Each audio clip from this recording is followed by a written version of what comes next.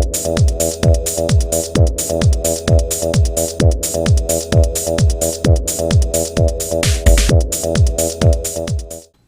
folks, today I'd like to take a casual peek into the Spider-Man series Juggernaut action figure. This figure set was originally released in 2008, I believe, and I did not buy this figure until this year, 2010. I bought this figure set at a Toys R Us for $11, and for a while before buying this figure, I did not know whether there was a different version of this figure or not. Something in my mind whenever I saw the Juggernaut figure just didn't seem quite right. It seemed like it was different every time I saw it. And it wasn't until I was at a Walmart when I saw both versions of the Juggernaut on the same peg. Basically, the other version of this Juggernaut is in a smaller packaging and his legs are bent. And not only that, but taking a look at the figure here in the package, the other version's torso area was painted differently. The other version of the Juggernaut had an alternating color of brown and yellow at the torso. And not only that, but the helmet color was just slightly different than the rest of his costume. And after seeing both of the figures at the same time, I decided to go ahead and purchase this one.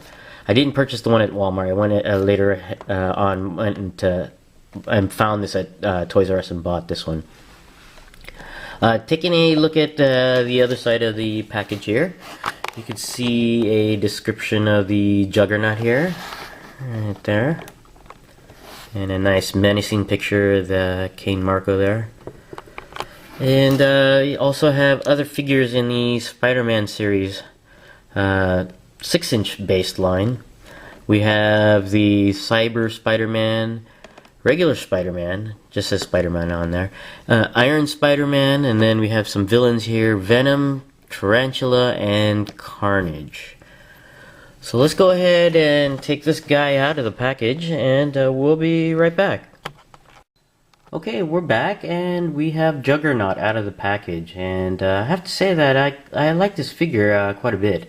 It's not as massive as the Series 6 Marvel Legends Juggernaut, but it's still a pretty big figure. This one's just a lot leaner than the Series 6. And just for size comparisons, I don't have the Series 6 Juggernaut. Wish to have it sometime soon, but just for size comparisons, here's a movie Mark II Iron Man for comparison, and let me see if I can bring out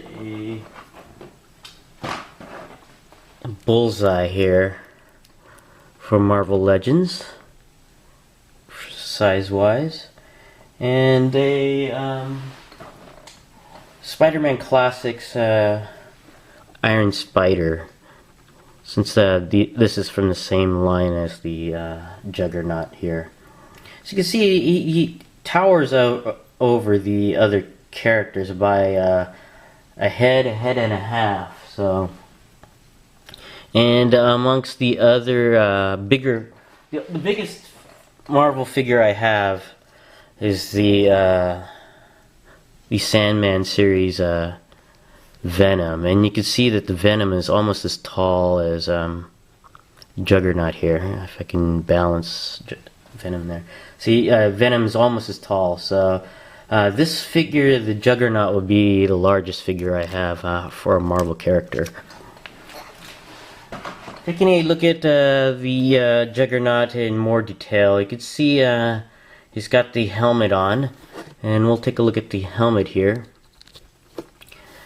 And it's a nicely sculpted helmet. You can see some scratches on here. It's kind of neat. Looks like it's been worn in battle on there. And it's got a sculpt. It's sculpted to look mean, I should say, with the brow here furrowed on the sculpt. So that's kind of neat because without it, his angry face here gets lost in the details, even with the holes for the eyes and mouth on here.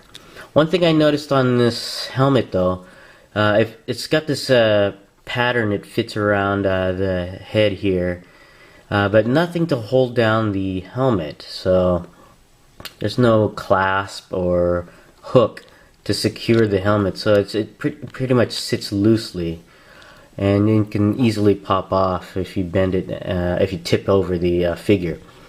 And the best thing I could find to at least secure it, not really secure it, but to hold it a little bit, is actually raise the head a bit so that the chin area is actually touching against the helmet. And that tends to at least hold it in place a little bit, so on there, but not too much. You can see it's starting to come off there. So, but anyways, this is the helmet, and it's also got these rivets going around here to secure the helmet in place. Because without his helmet, the Juggernaut is a much weaker character. Taking a look here at the Juggernaut, he's without the helmet, but he has an inner mask on this version, and it's actually kind of neat. I like this, and I like the sculpt of the face. He's got that crazed look in his eyes and that grimace on his teeth there. So it's actually pretty neat, and I really like this mask. And you can see some of the sculpting details to make it look like it's a leather type mask on there, and it's kind of neat. And then you're looking at the rest of the figure, you can see the scratches of battle on his chest plating here. It's very nice, and he's got these thick legs. Another thing I don't quite like about this sculpt of this figure is the smaller hip joints here. If they were a little bit bigger, I think it would have blended a lot better, but with these smaller hip joints, it tends to stand out, and that's the first thing I actually notice is these small hip joints on there. It's a very nice figure though, other than the hip joints on here, and you can see more of the battle damage, you could say. And I like the design on here. It's very nice on here, and you got these veins popping out. Just all raged, ready to go. He's got these arm straps, fist straps. It's very nice. I really like it on here. As far as articulation goes, the head is on a ball joint, and it goes all the way around, goes up and down, and tilts side to side quite a bit. The arms go all the way around. They do go out and in. There's no bicep articulation on this one. The elbows bend just real slightly, and it does go all the way around. The hands go all the way around, and that's about it for articulation for the hands.